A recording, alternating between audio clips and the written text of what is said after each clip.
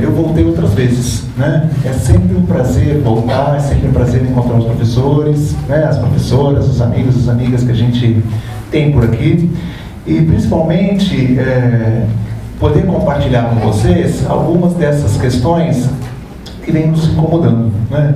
Eu pensei que seria interessante, além de parabenizar a instituição pela eleição da temática desta semana e deste encontro de formação de professores e esse primeiro seminário do PIBID, além de parabenizar a todos por essa opção, também, né, compartilhar com vocês algumas das nossas angústias, né, como professor que vem enfrentando os mesmos dilemas, né, que os colegas que atuam aqui enfrentam, né? Então, também sou coordenador de um subprojeto, eu tenho um subprojeto no curso de pedagogia, mas trabalhando com as preocupações da inclusão nas aulas de educação física, mas são todos pedagogos e pedagogas, né? Os nossos PIBIDianos são 45, e nós temos 8 escolas e temos, né, um trabalho na formação dessas pessoas.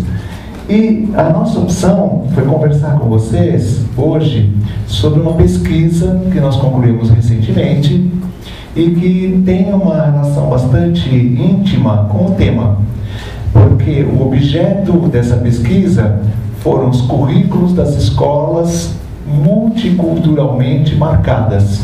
Nós procuramos escolas que atendem comunidades multiculturais. E nessas escolas a gente investigou como que esses currículos estão sendo colocados em prática. E nós pensamos, né, a partir desse estudo, pensamos em uma série de questões para a formação de professores. Então, num primeiro momento, a gente quer fazer uma problematização.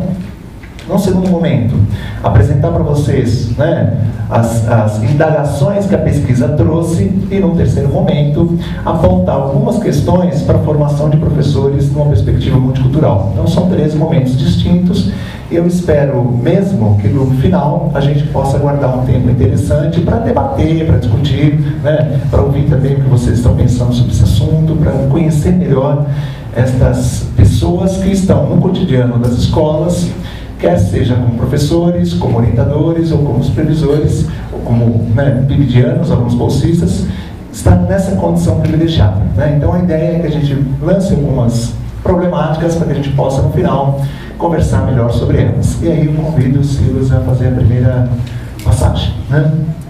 Então, olha lá, eu estou apresentando para vocês uma questão bastante chocante, né? Vocês, eu imagino que de vez em quando a mídia conta para vocês aqui, né? Antes de vir para cá, estava no hotel, eu estava vendo a passando da Atena, né? Lá no quarto do hotel, né? Então, e lá as imagens de São Paulo, e vira e mexe, vocês devem ter ouvido falar, vocês ouvem falar Heliópolis, Heliópolis, Heliópolis, que é a maior favela que nós temos na cidade. Só que há uma questão aí, né? Heliópolis, ela é uma favela dividida entre 2 municípios, de São Paulo e São Caetano. A maior favela de São Paulo é esta aqui, que é a favela de Paraisópolis. Mas esta imagem é uma fotografia aérea da divisa da favela de Paraisópolis e dos condomínios, de um dos condomínios de luxo do bairro do Morumbi. Então é uma favela incrustada no bairro do Morumbi. O que nós queremos, né, provocar para vocês é esse contraste, né? De um lado tanta riqueza, de um outro lado tanta carência. Aqui nós temos 6 escolas em Paraisópolis, nós temos uma comunidade indígena muito grande, nós temos delegacia de polícia, nós temos unidade básica de saúde, lan house, restaurante, pizzaria, uma série de ocupações profissionais. É uma favela muito grande, né? Vamos, Silas, por favor. Também quero, né, fazer o seguinte contraste, e aí eu peço para o Silas ir para a imagem seguinte, né? Então, olha lá, se nós temos, pode voltar, vamos brincando aqui, isso, se nós temos pessoas que se deslocam dessa maneira, né, e como esse banco de dados que a gente usou, esse banco de imagens é um banco público, esta é a imagem de ônibus mais lotado que tem lá. Mas todo mundo sabe, né, que o transporte público em muitos lugares lá também é superlotado, muito mais do que esse aqui. Mas no mesmo lugar, na mesma via, né, trafegam, né, automóveis como esse que vocês viram agora, certo? Então, pessoas que se deslocam de uma maneira, pessoas que se deslocam de outra maneira. Podemos passar? Podemos passar? Também temos, né, pessoas que vivem daquilo que as outras não querem mais. Vocês sabem que nós tivemos no mês passado, né, a aprovação de uma lei que os lixões têm que desaparecer, né, tem tudo que virar aterro. Mas, gente, nós temos no nosso estado cerca de 4 mil lixões. E muita gente vive daquilo que os outros jogam fora. Silas, por favor. Também temos uma sociedade onde convivem vários grupos. Pode ir, mais uma. Temos uma sociedade com acesso às tecnologias, né, de milhares de maneiras. Temos uma sociedade que faz marcas corporais, né? Temos pessoas nessa sociedade que fazem marcas corporais de todos os tipos. Temos esta espécie de relação com a divindade, com o divino, né? esse tipo de prática cultural religiosa, e também temos esta. E esta, sobretudo, é muito importante, porque vários estudos realizados, né, e um recentemente realizado na cidade de São Bernardo, é uma cidade que tem 150 terreiros, vários estudos realizados com as crianças das escolas, elas dizem, aquelas crianças que são iniciadas nas religiões de tradição afro, elas têm vergonha de assumir essa condição na escola. Evidentemente porque a escola muitas vezes maltrata as pessoas dessa religião. Acho que o caso mais emblemático aconteceu faz 2 semanas, onde o prefeito do Rio de Janeiro teve que pedir perdão porque o diretor de uma escola municipal não queria que um dos alunos entrasse na escola com as guias. Acho que vocês devem ter acompanhado isso bem recentemente. E aí, também temos pessoas que se relacionam desta maneira e temos pessoas que se relacionam desta maneira. Então, vamos lá. Se vocês observarem, a gente está lançando aqui marcadores de gênero, marcadores de etnia, marcadores de religião, marcadores de classe social. Nós vivemos numa sociedade que, gente, há muito tempo a sociedade é marcada dessa maneira. Mas, pela primeira vez, este outro, com O maiúsculo, este outro, ele está ao nosso lado. Pela primeira vez, este outro está ao nosso lado no assento escolar. Esse outro está ao nosso lado na sala dos professores. Esse outro está ao nosso lado no restaurante, no hospital, em qualquer outro ambiente onde as pessoas circulem. Então, vamos lá, alguns ambientes ainda permanecem bastante restritos. Então, você tem alguns clubes que segregam, você tem alguns shopping centers que segregam. Vide o caso dos rolezinhos do ano passado em São Paulo, que eu acho que muita gente ficou sabendo. Você tem alguns setores que ainda segregam, mas na maioria absoluta dos casos, sobretudo nas escolas, este outro está ao lado, está conosco o tempo inteiro. Mas o que aconteceu com este outro até a década de 80? A escola buscava mecanismos de expulsão desse outro, né? Era quase que um convite camuflado para que esse outro desaparecesse, para que ele não viesse. E se ele vinha, né, ele tinha que se adaptar àquilo que a escola apresentava, aquele currículo monocultural, branco, europeu, heterossexual, cristão. Ele tinha que incorporar aquilo para poder sobreviver no percurso escolar. Hoje a gente vive um outro momento.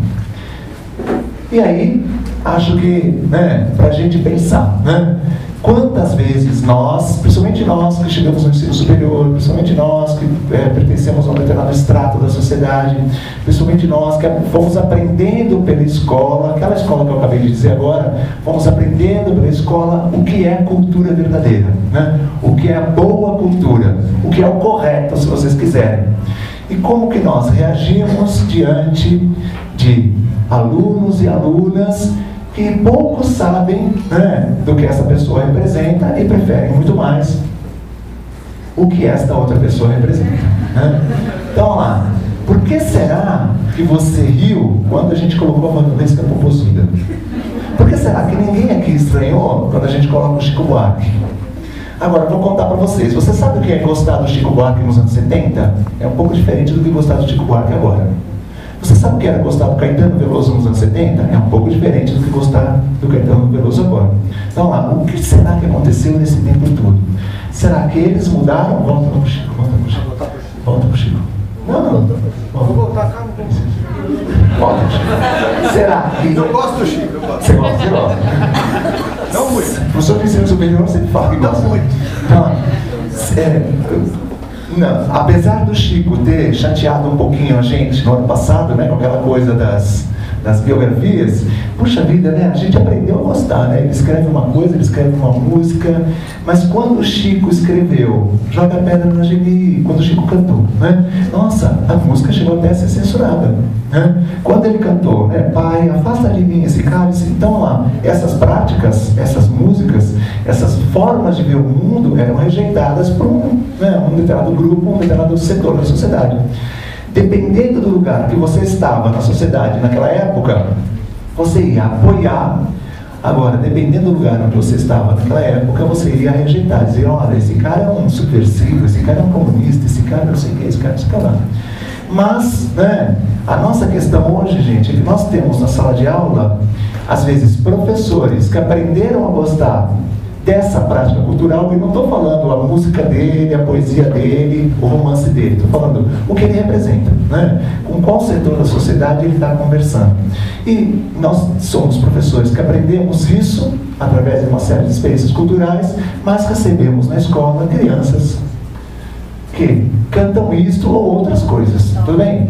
Aqui como uma representação de uma cultura de massa, como uma representação de um estilo, né, de um gênero que vai ganhando visibilidade, que aparece no Brasil nos anos 60 de uma determinada maneira, sofre uma série de simplificações e se estabelece, né, como lá no Rio, né, de uma determinada maneira, em São Paulo de outra maneira, imagino que em outros lugares do Brasil, né, cada qual da sua maneira. Então, a nossa sociedade hoje,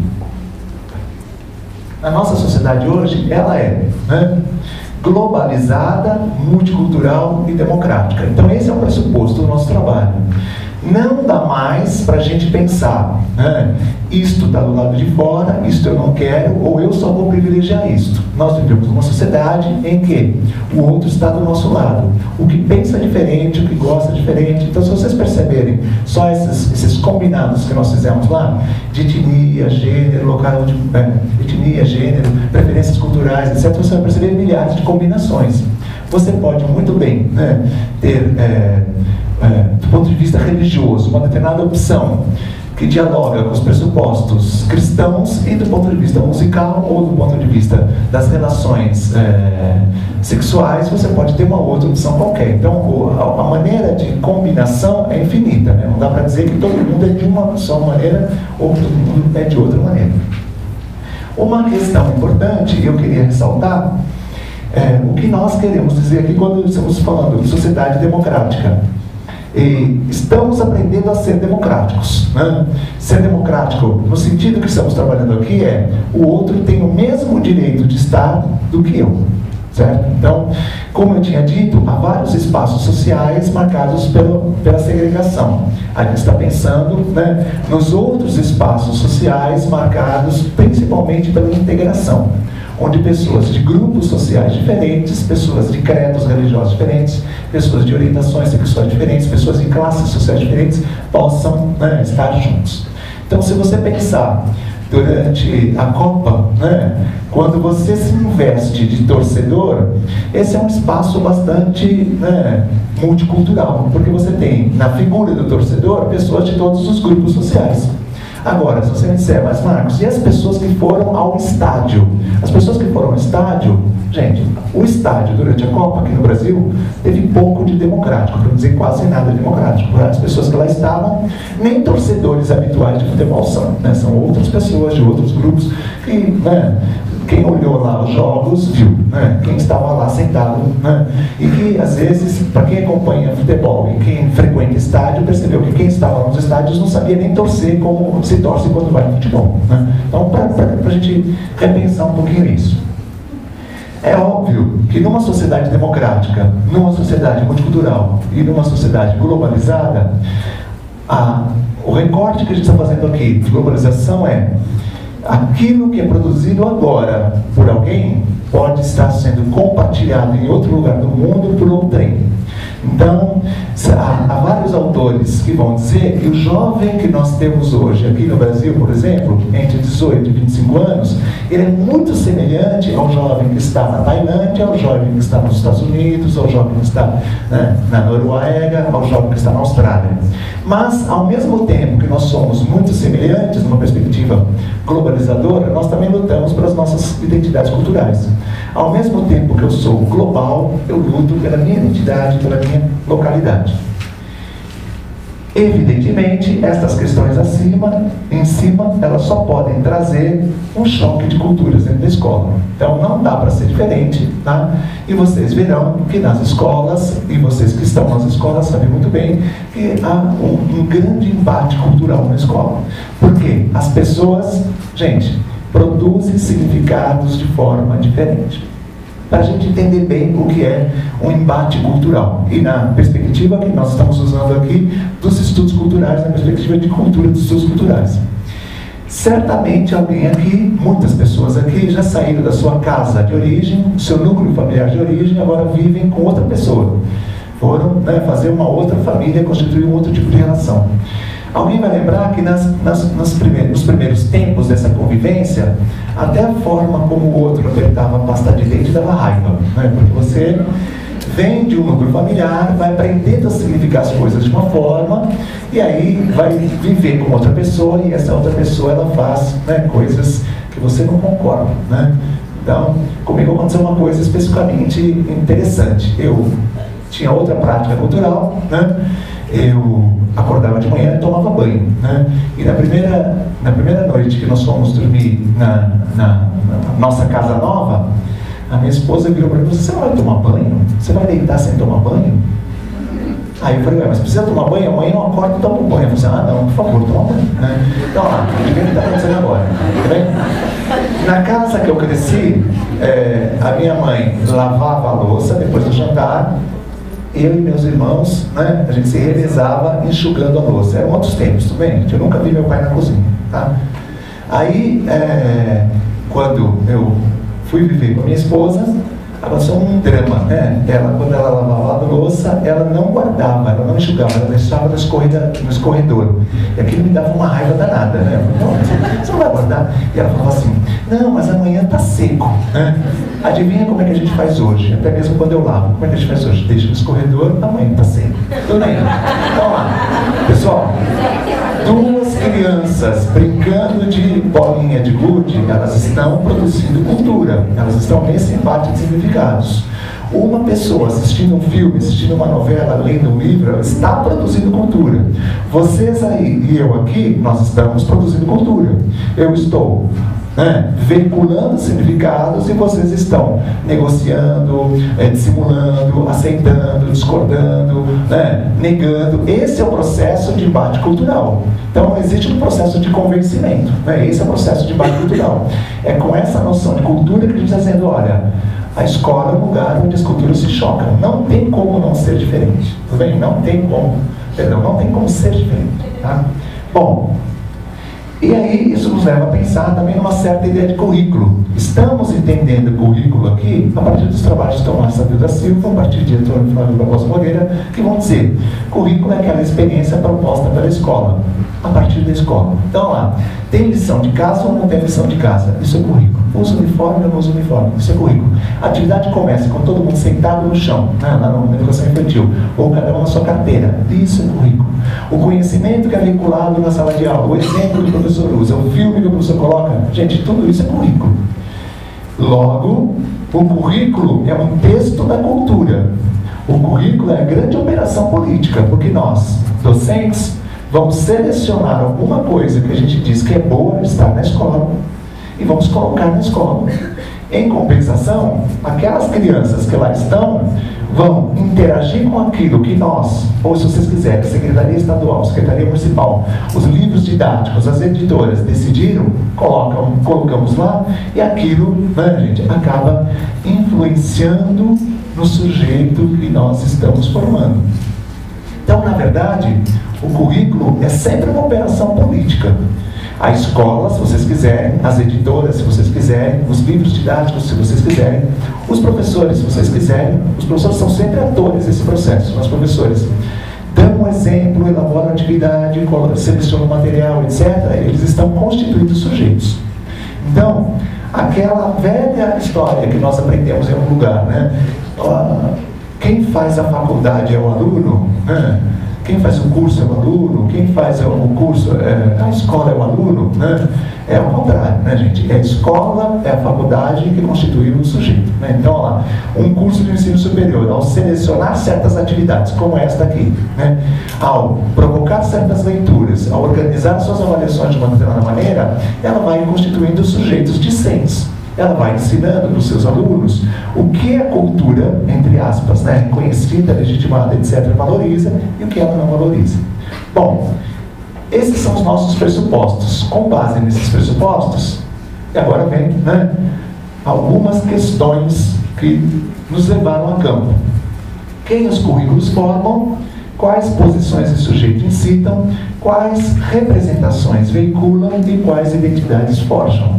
A nossa preocupação é isso que acontece na escola, todo dia, de segunda-feira até sábado, em algumas escolas. Isso acaba gerando o quê? Acaba atuando de que forma? Acaba influenciando na constituição de sujeitos de que maneira? Essa é a preocupação. Pode ver, né, quem conhece a literatura sobre o assunto do currículo, pode ver que são termos, dos estudos culturais, são termos que o Tomás Tadeu Silva vem se apropriando, são concepções que vão atribuir ao currículo grande responsabilidade. Mas olha, o professor não é aquele que pega o currículo e coloca em prática, não é isso. O professor recontextualiza isso. O professor faz o seu currículo, diferente daquele que está no texto. Nós já não usamos mais, esses autores já não usam mais aquelas concepções, né? Currículo culto, currículo escrito, currículo real, currículo em ação. O currículo é esse conjunto todo, esse conjunto imenso de coisas, né? Então, há uma dimensão menos evidente, há uma dimensão mais evidente. Nós todos que já passamos pela escola sabemos que aprendemos muito até fora da sala de aula, né? Pelas brincadeiras que nós fomos levados a fazer, pelas atividades que nós fomos levados a fazer e assim por diante. Bom, diante dessas questões, o que nós fizemos? Analisamos a dinâmica curricular por meio de um conhecimento mais profundo das lutas por significação que ela oculta ou explicita. Tivemos que ir a campo, tivemos que ir nas escolas e tentar entender nas minúcias. Não é entrevistando o professor, gente. Professor, o que você ensina? Né? Não é conversando com os alunos. O que você aprende? É vivenciando essas situações didáticas, essas situações do horário de entrada, do horário de saída, das atividades que eram propostas, de como eram realizadas as avaliações, que a gente foi entendendo, na verdade, como que funcionava essa dinâmica curricular. E aí, um conjunto grande de escolas, vamos lá, né? Foram selecionadas 9 escolas de ensino fundamental situadas em comunidades marcadas pela diversidade cultural. Foi o que eu disse antes, né? Então, lá, nós temos uma comunidade nortista e nordestina bem grande em algumas escolas. Nós temos uma escola municipal em São Paulo que metade de seus alunos são bolivianos.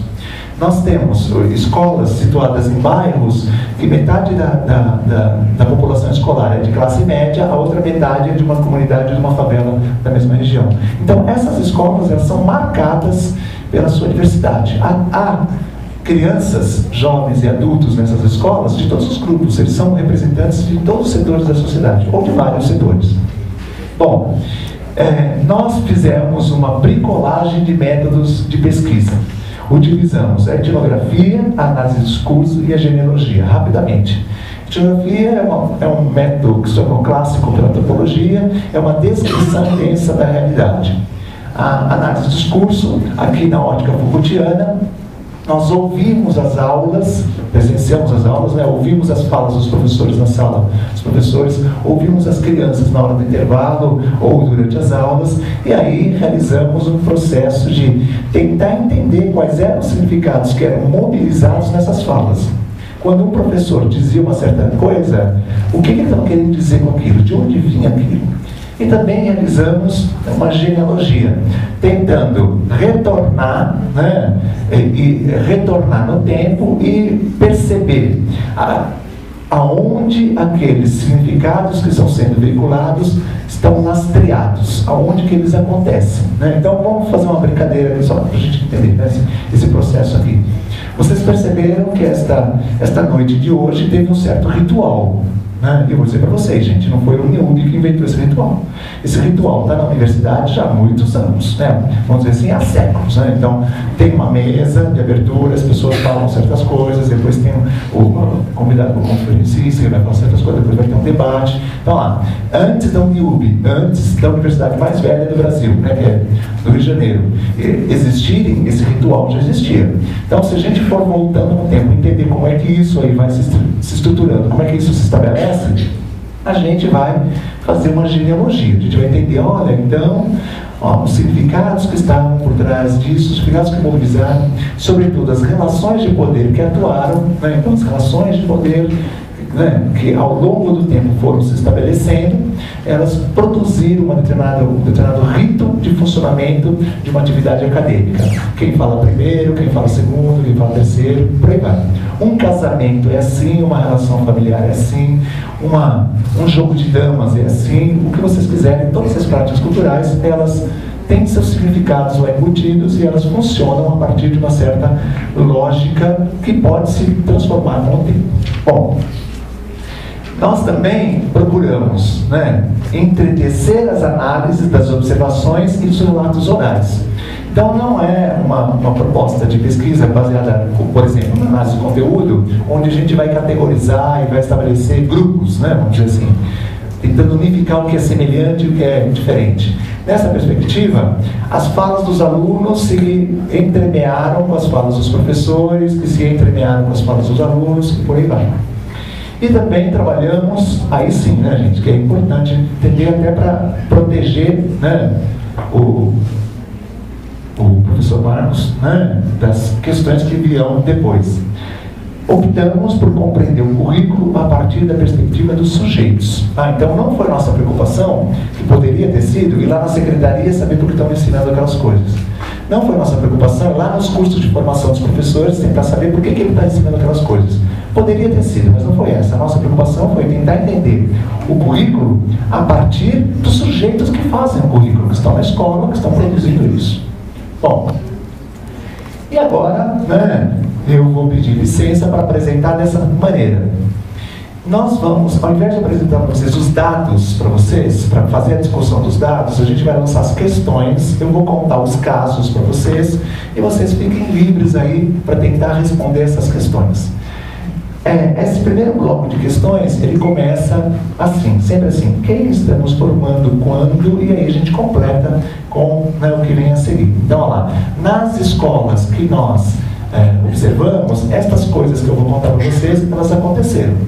Então, talvez não aconteceram todas na mesma escola, mas elas aconteceram em várias escolas. Tudo bem? Então lá, nós não estamos pensando que todas têm essa característica, mas em ao menos uma delas, o que nós vamos contar agora, aconteceu. Então, quem estamos formando quando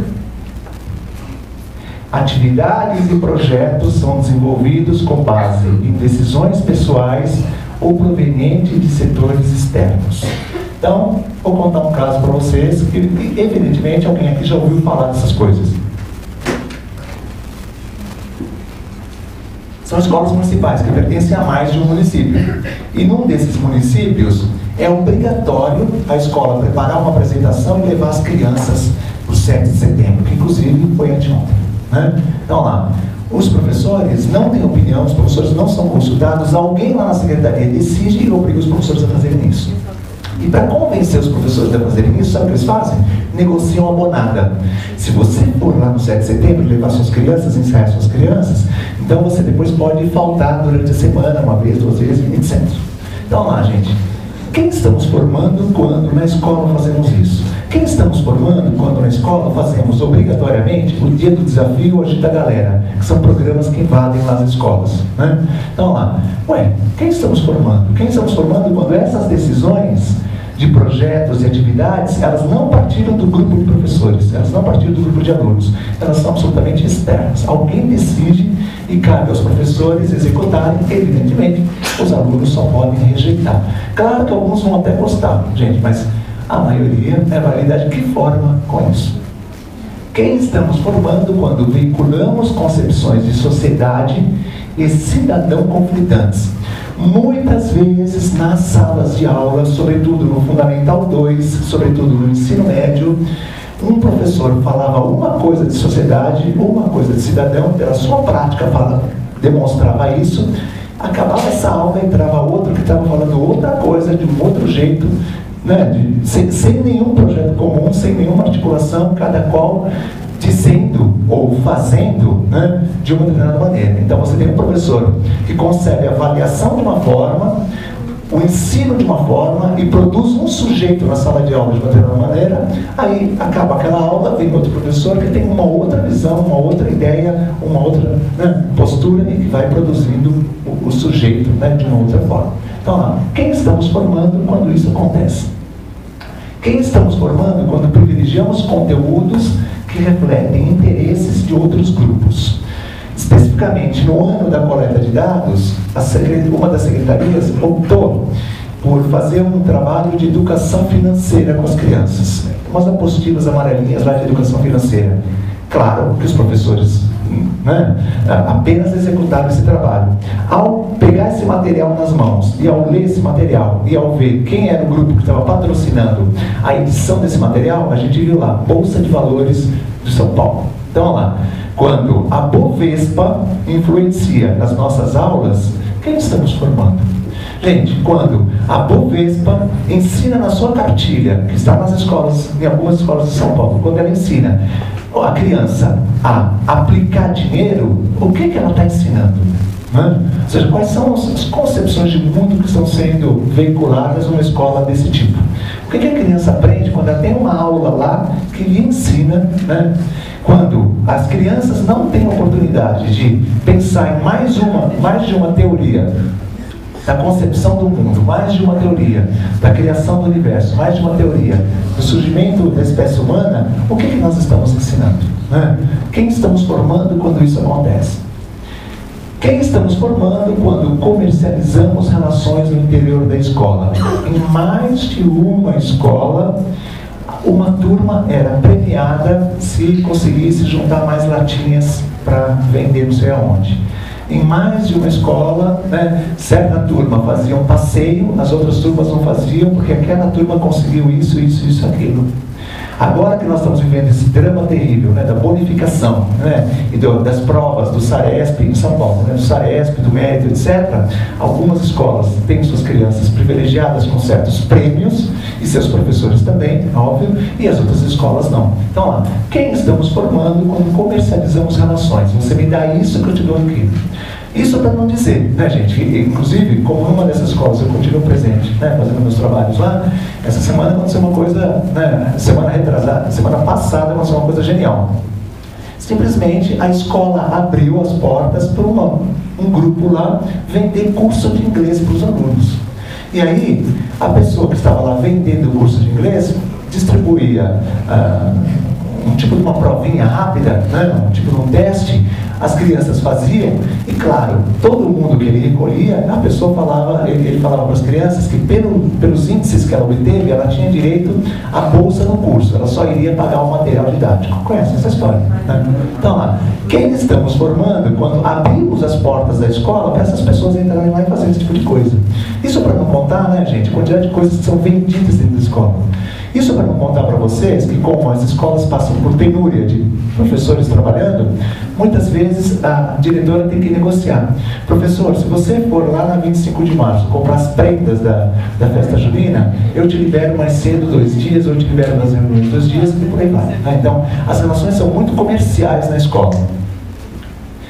Quem estamos formando quando estão ausentes os temas que ajudariam a compreender os conflitos vividos pela infância e juventude urbanas? Se vocês conversarem com as crianças, claro que vocês fazem isso, se vocês conversarem com os jovens, vocês verão que eles têm sonhos, projetos, anseios, tristezas, alegrias, paixões, né? Raivas.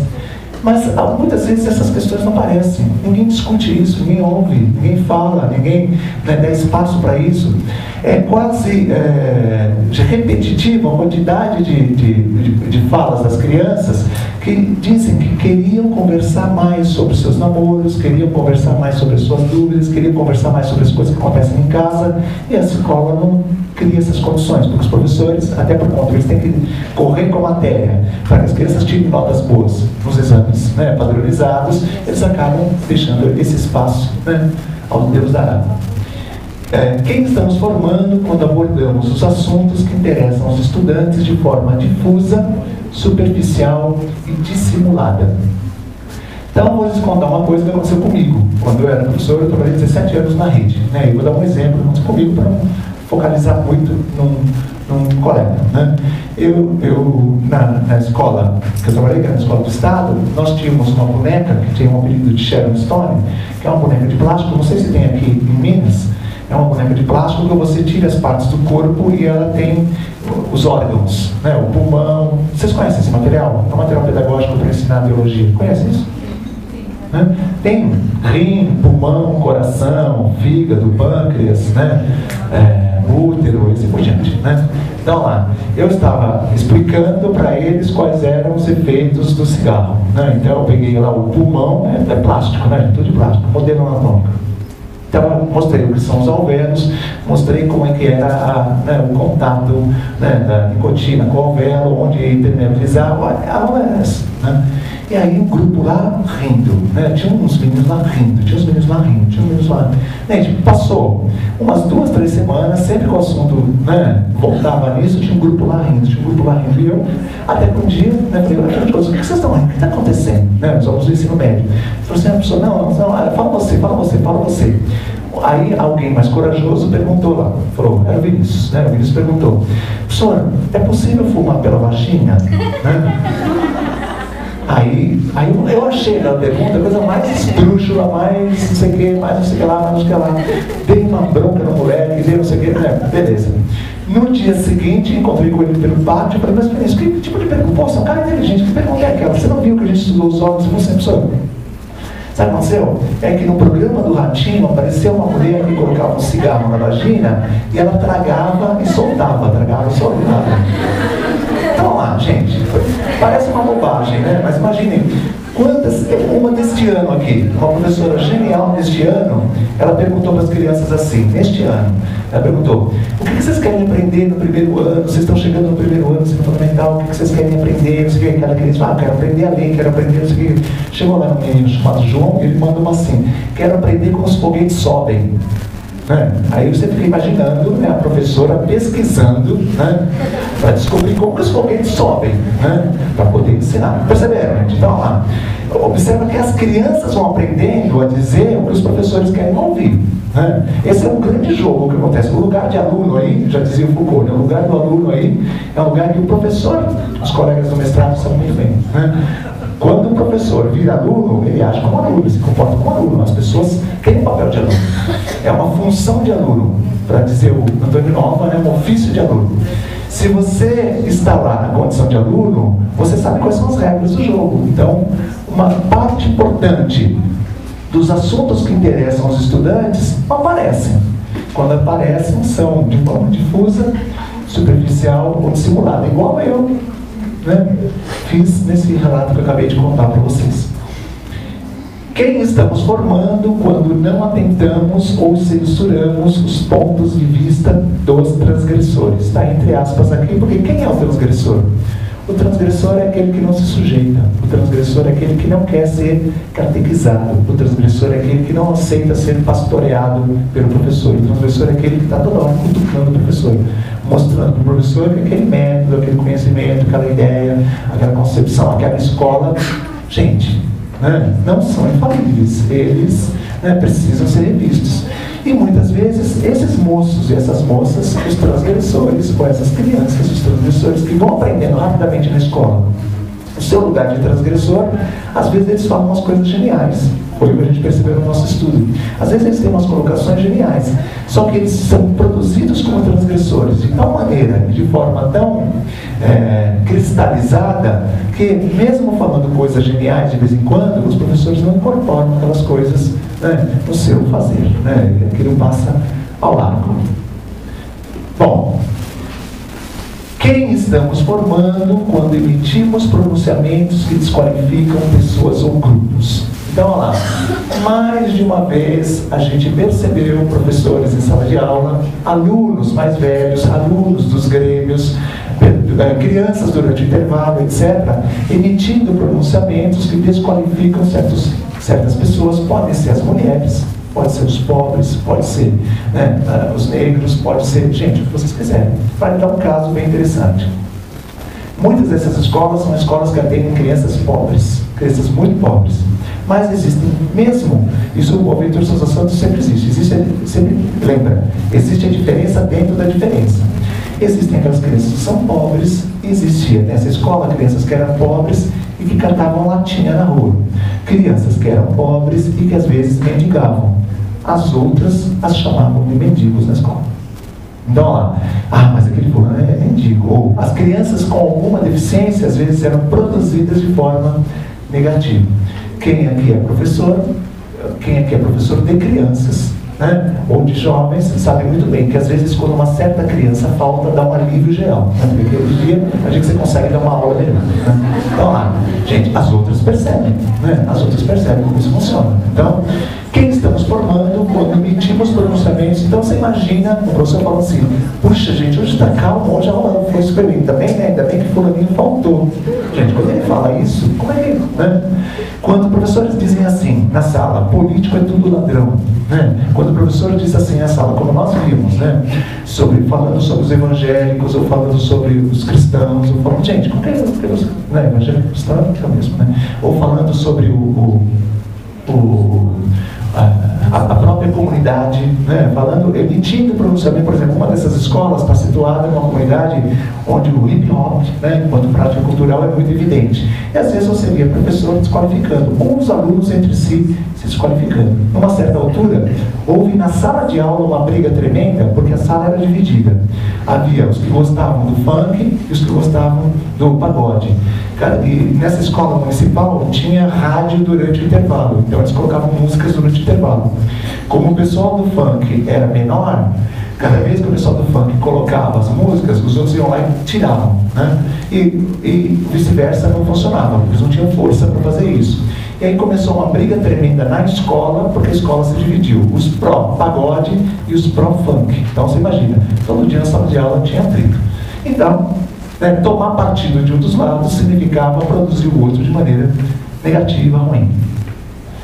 Quem estamos formando quando, entre aspas, nos esquecemos da multiplicidade cultural do bairro? Por exemplo, gente, então lá, às vezes nós dizemos assim, mas aquelas crianças, ou aquele grupo, ou aquela escola, ou o quinto ano, gente, os jovens hoje, às vezes a gente tem falas que generalizam, e a gente esquece que lá naquele bairro, lembrando, a escola é da comunidade, tudo bem? A escola não é nossa, a escola é de quem está lá, né?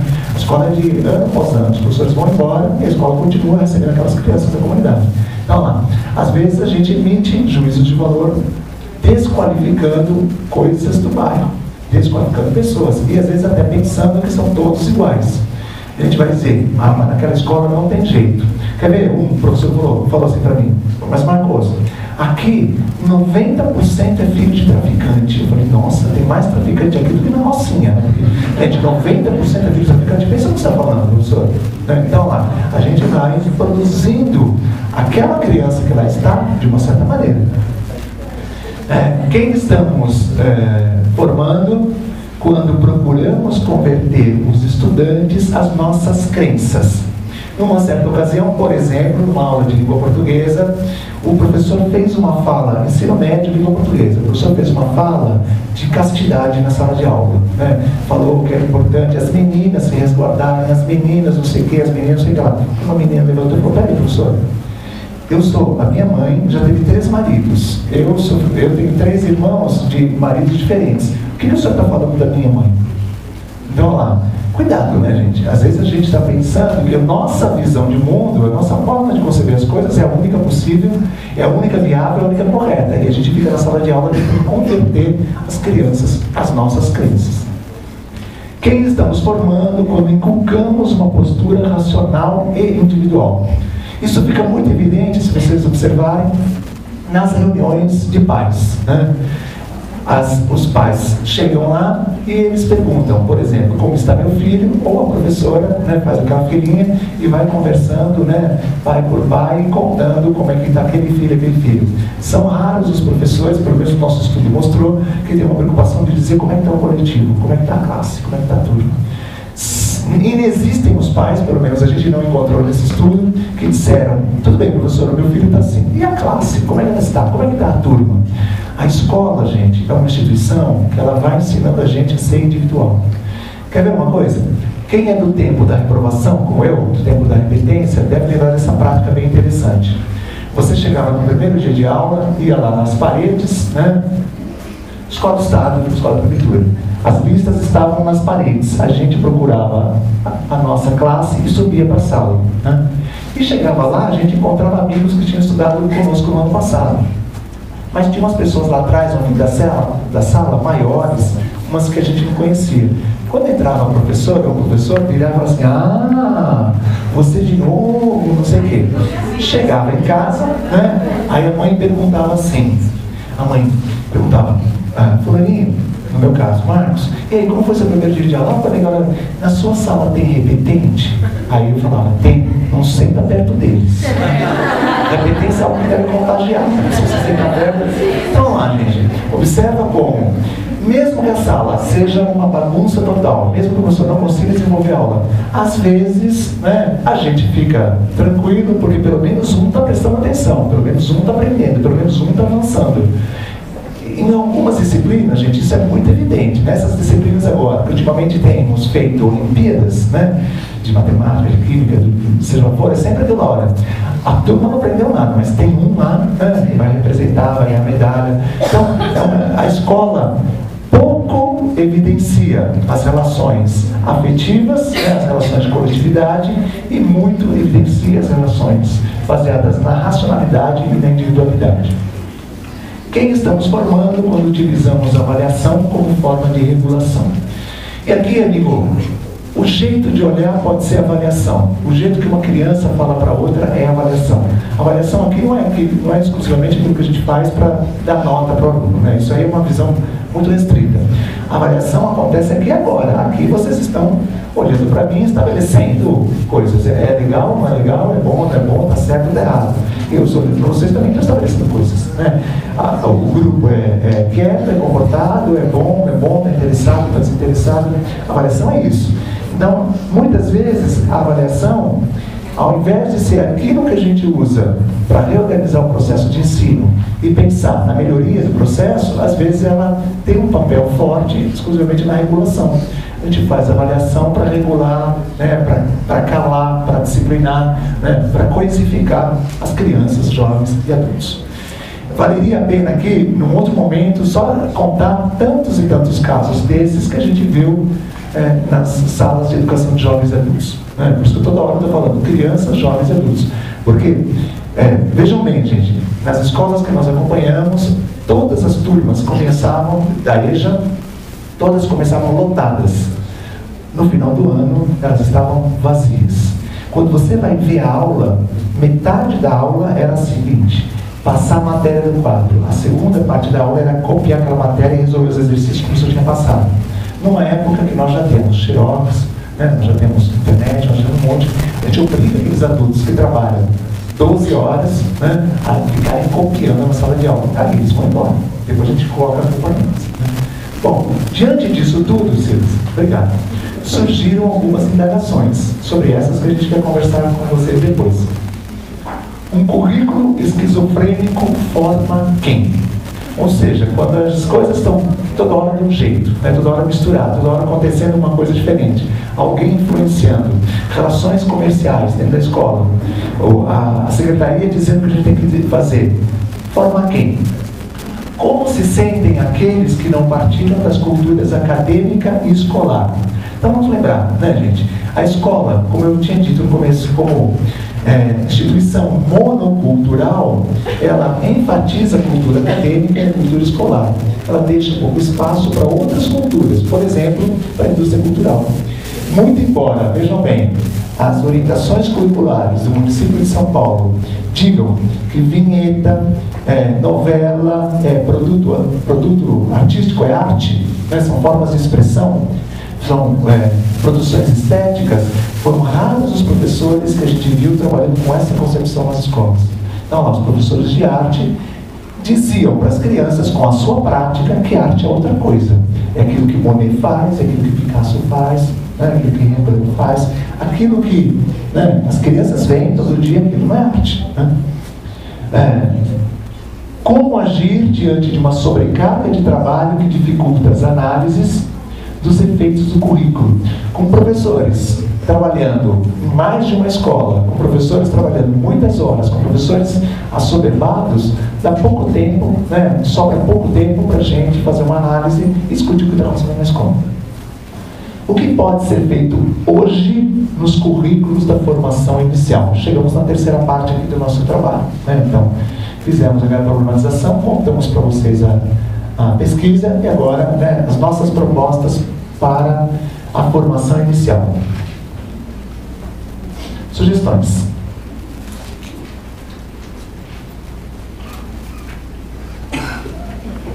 Então, olha lá, gente, esta é aquela hora que nós estamos falando dos cursos que a gente faz, né? Eu, enquanto professor que forma professores, que trabalho no curso de pedagogia, que trabalho no curso de educação física, e vocês aqui enquanto alunos e professores, etc. Então sempre fica assim uma coisa meio melindrosa, né? Nossa, mas ele está falando da gente, né? Vamos lembrar, eu nunca estive numa sala de aula da Uniub, nunca assisti nenhuma aula na Uniub, nunca fiz nenhuma pesquisa na Uniub, então não posso dizer se isso acontece aqui, tudo bem? Só para a gente perceber, tá? Então, olha lá, adotar a escola como ambiente de pesquisa e formação. Muitas vezes os cursos que formam professores estão distantes da escola. Amigo, amiga, distantes da escola. Às vezes nós temos no corpo docente pessoas que nunca pisaram na escola, que não vão na escola nem para fazer pesquisa, que não vão na escola nem para olhar o que vão na escola. Por isso que políticas como o PIBID têm tido esses resultados, porque é uma maneira de você aproximar a universidade da escola, você colocar lá as pessoas com uma forma, né, um pouquinho mais qualificada, com a bolsa para o supervisor, com a bolsa para o professor, com a bolsa para o bolsista, para o aluno da graduação. Então, olha lá, nós temos muitos cursos de licenciatura no Brasil, gente, vários estudos mostram isso, onde a escola é uma coisa assim distante, né? Quase ninguém fala da escola, né? E às vezes, quando fala de forma só, né, acusando. Quer ver? Hoje, em 2014, você fazer um discurso na sala de aula que forma professores contra a democratização na sala de aula, você está prejudicando seriamente os seus alunos. Você pode analisar criticamente, você pode discutir progressão continuada, você pode discutir política de cotas, você pode discutir tudo, né? Você pode discutir inclusão, você pode falar, olha, nós fizemos a inclusão, nós temos crianças com deficiência na sala de aula, mas a gente não cuidou. Muito embora a 5626 seja de 2005, né, professor? 2005? Né? Observa como nem todos os cursos de licenciatura no Brasil, e vai acabar o prazo amanhã, né, o ano que vem, nem todos têm professor de Libras, só para você ter uma ideia. Né? Então, lá, estamos formando professores de matemática, de língua portuguesa, de arte, história, geografia, que não estão sabendo disso. Vão cair na escola, mas a culpa é do aluno.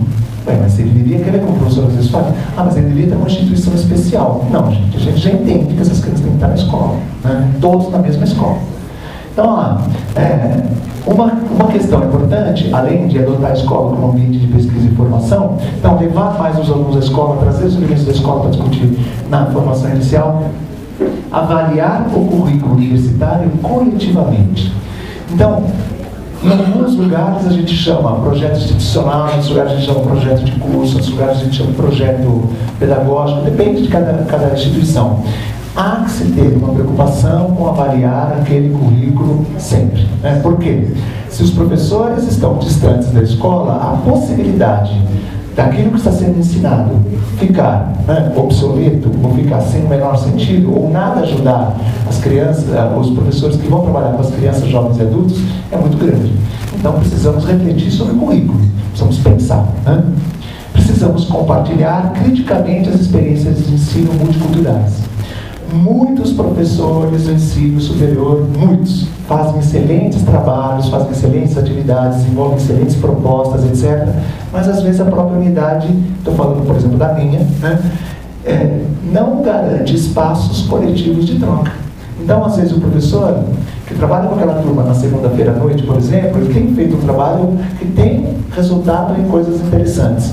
E às vezes ele não encontra o da terça, que não encontra o da quarta, que não encontra o da quinta, então ele não tem como compartilhar isso. Então, aquele problema que você tem, que você poderia encontrar uma inspiração na solução que o seu colega deu, aquilo, né, porque nós temos um certo regime de contratação que possibilita isso, temos uma série de empecilhos, né? E aí, sugestões para a formação inicial, ainda no bloco das sugestões. E agora as coisas mais, né, ásperas, tá? Questionar o que se ensina. Então, olha lá, muitos de nós repetem os mesmos, gente, livros, os mesmos procedimentos, as mesmas maneiras, etc., dos professores que nós tivemos. Então, olha lá, os meus alunos, né, eu sempre insisto com os meus alunos uma coisa, né? Eu sou um professor que eu nunca desenvolvo seminário com os meus alunos na graduação, nunca desenvolvo seminário, nem na pós-graduação, não desenvolvo seminário. Porque eu não sei fazer. Porque quando eu fiz enquanto aluno, eu não gostava dessa experiência, então não sei fazer. Mas eu reconheço que eu tenho colegas que fazem isso muito bem e que são excelentes experiências de aprendizagem. Eu preciso, gente, o tempo inteiro questionar isso. Né? Eu preciso falar assim, para mim, né? Caramba, o que está acontecendo comigo? Né? Por que eu não sou eficaz nisso? Ou o que está acontecendo com o outro? Por que ele, né, faz só isso? Tá? Há que se ter uma preocupação com a hibridização discursiva. Então, olha lá, gente, nos cursos de saúde, biologia, educação física, por exemplo, é muito importante que os alunos aprendam que existem outras formas de entender aquilo. Nos cursos de história, por exemplo, é muito importante que os alunos aprendam que existem várias histórias. Nos cursos de pedagogia, é muito importante que os alunos aprendam que existem várias teorias da aprendizagem. Mas às vezes o curso de história conta só uma história, às vezes os cursos de saúde contam só uma visão de saúde, às vezes os cursos de pedagogia contam só uma visão da aprendizagem. Gente, aí a gente forma aquela geração, e aquela geração, né, vai atuar a partir de uma visão um pouquinho restrita. Claro que no campo, enfrentando os dilemas, eles vão superar isso, né? Hibridizar é trabalhar com mais de uma visão. Uma outra sugestão dos cursos de formação inicial é ancorar socialmente os conteúdos. Então, lá, é muito importante que os alunos entendam que aquilo que eles estão estudando, aquilo significa, ou na escola, ou na sociedade, uma determinada questão. Não podemos mais continuar com trabalhos na sala de aula em que os alunos digam, mas por que eu estou aprendendo isso? Então, por exemplo, os meus alunos lá de educação física, eles se queixam muito que eles têm que fazer uma disciplina na Faculdade de Economia e Administração, que é teoria da administração, não sei o quê. Ninguém entende por que tem que fazer aquela disciplina. E aquela disciplina, ano após ano, continua no currículo. Eles vivem questionando que tem que tirar aquela disciplina. Neste ano que passou, as alunas da pedagogia, estou falando feminino, que são a maioria mulheres, elas lutaram e ameaçaram fazer greve, parar, né, se a gente não criasse uma disciplina para cuidar, para tentar, para estudar a cultura africana e a cultura indígena. Então, às pressas, a faculdade teve que criar a disciplina e contratar um docente para fazer isso. Porque estava na lei, porque era uma demanda do grupo. Então, lá, a depender dos professores, isso jamais ia acontecer. Uma outra sugestão é evitar o daltonismo cultural. Gente, os alunos não são todos iguais. Os alunos, mesmo que eles venham dos mesmos bairros, mesmo que eles tenham no mesmo espaço de trabalho, né, no mercado de trabalho, etc., eles não são todos iguais. Eles trazem experiências diferentes, eles trazem trajetórias diferentes, eles fazem leituras, numa sociedade globalizada, eles fazem leituras diferentes, eles viram programas de televisão diferentes, eles viram filmes diferentes. Então lá, não dá para a gente pensar que são todos iguais e que, né, vamos tratá-los, por exemplo, como se todos precisassem da mesma experiência. na medida em que a gente diversificar as atividades de ensino, a gente está contemplando, né, está usando pontos de apego diferentes com relação às pessoas.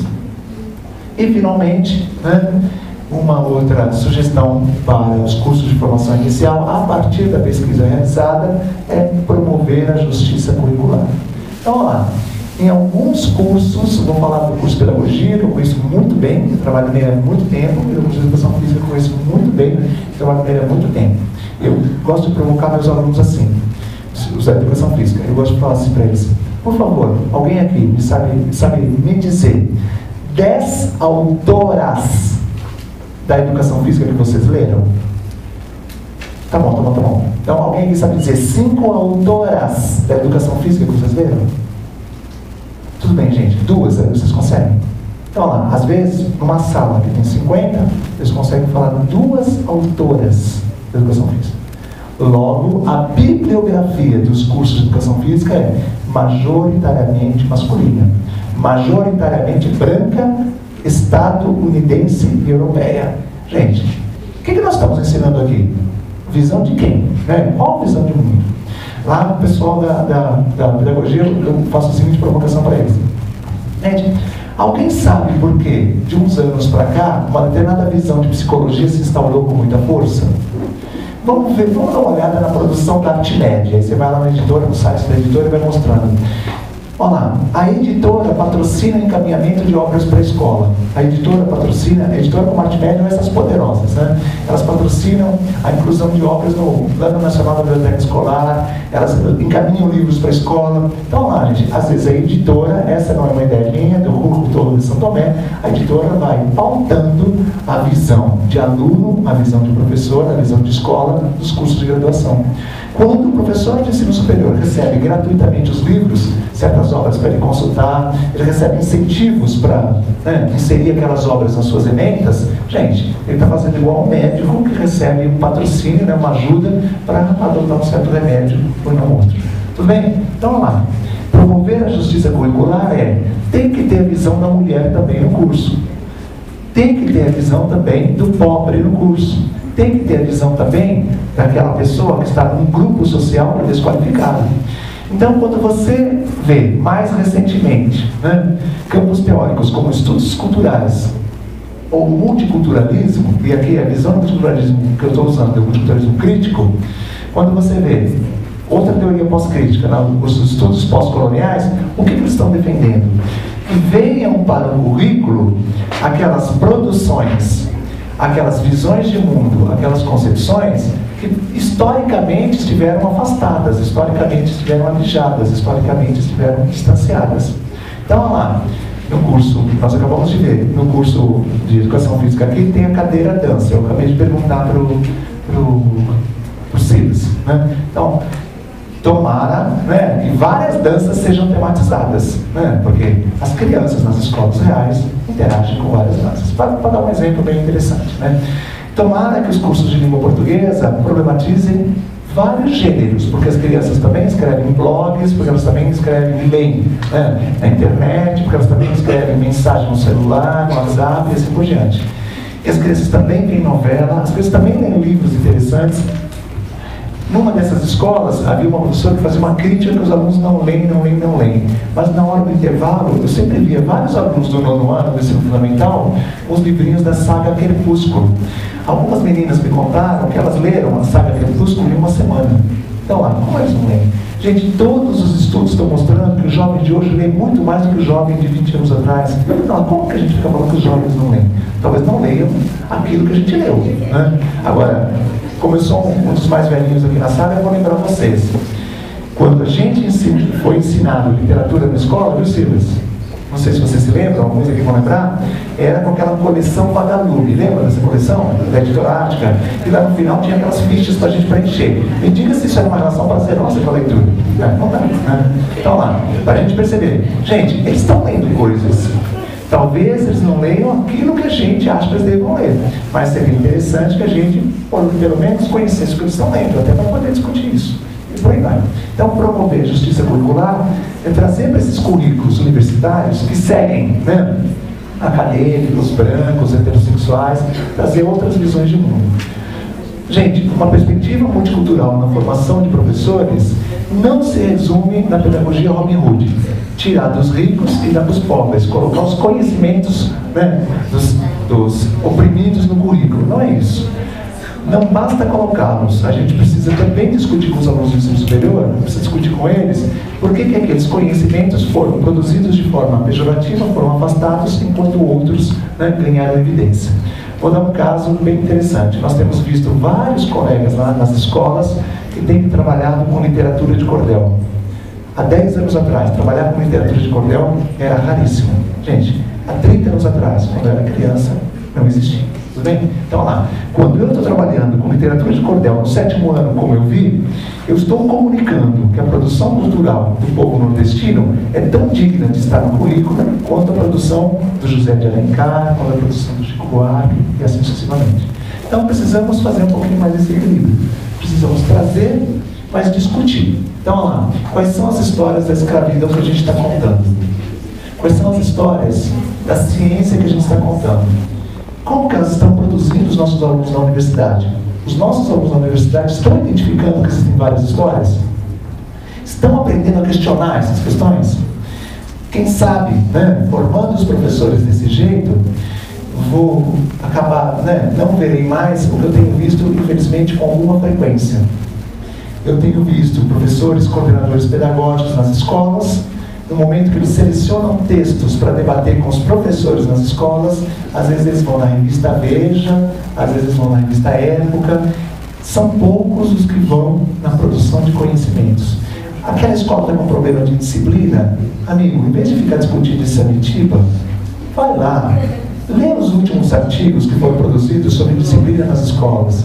Nutre aquela reunião pedagógica de conhecimentos produzidos de forma, né, criteriosa. Não tem problema trabalhar com essa Amitiba, desde que essa visão seja confrontada com outra. Bom, muito obrigado pela paciência de terem aguardado até o momento, e eu gostaria muito de ouvi-los, né, questionar, discutir e debater um pouquinho mais. Muito obrigado.